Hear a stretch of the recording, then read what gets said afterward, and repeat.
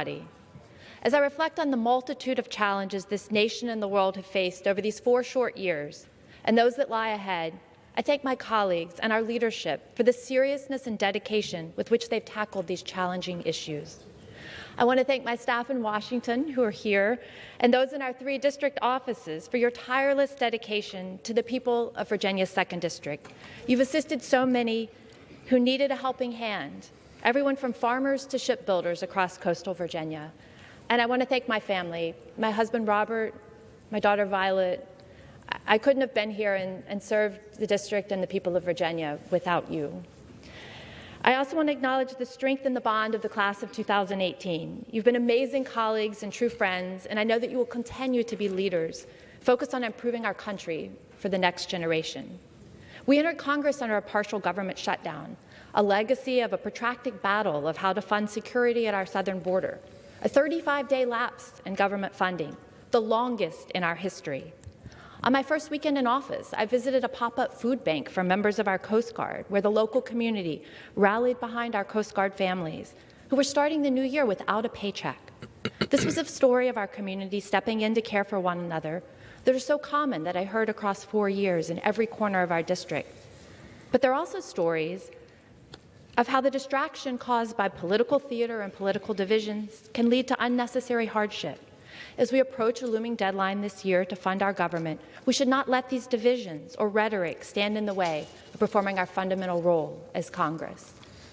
On May 31st, 2019, a day that remains etched in the memory of Virginia Beach, I saw the devastation caused by the first of 2 mass shootings that roiled our community.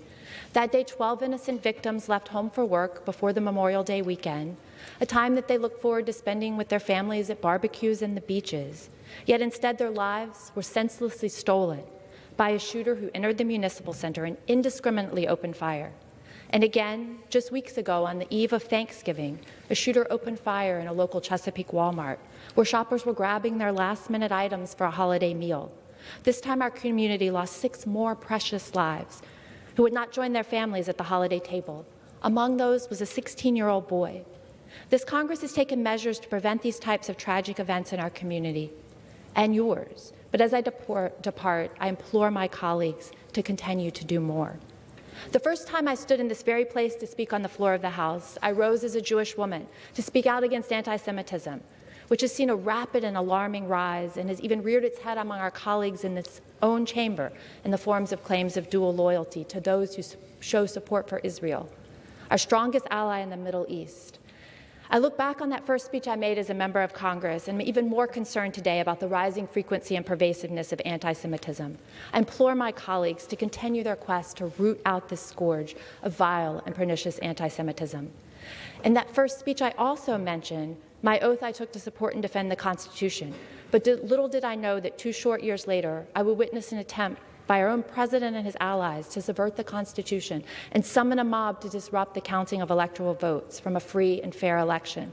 On that day, January 6, 2021, lives were lost, these hallowed halls were desecrated, and the strength of our democracy was tested.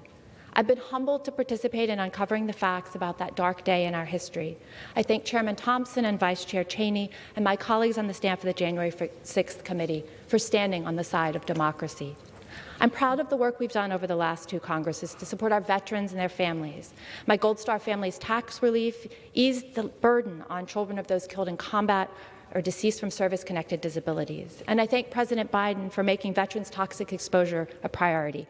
We passed the largest increase in access to veterans' benefits in our lifetime through the PACT Act, which included my Covenant Act, to provide health care to burn pit veterans.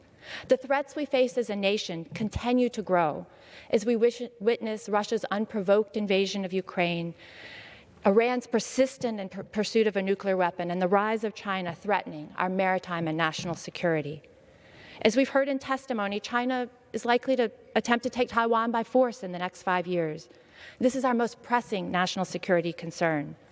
The action or inaction that we take in standing up to China in this moment will determine whose values rule the remainder of the 21st century, the United States and our allies or the Chinese Communist Party. That is why, as I depart, I urge my colleagues to take this threat seriously, to fulfill the constitutional task of Article 1, Section 8, to provide and maintain a Navy. If we fail to remain the predominant maritime power in the Pacific, frankly, nothing else that we do in this Congress will matter if we don't get this right. I thank you, God bless you, and I yield back. The gentlewoman's time has expired.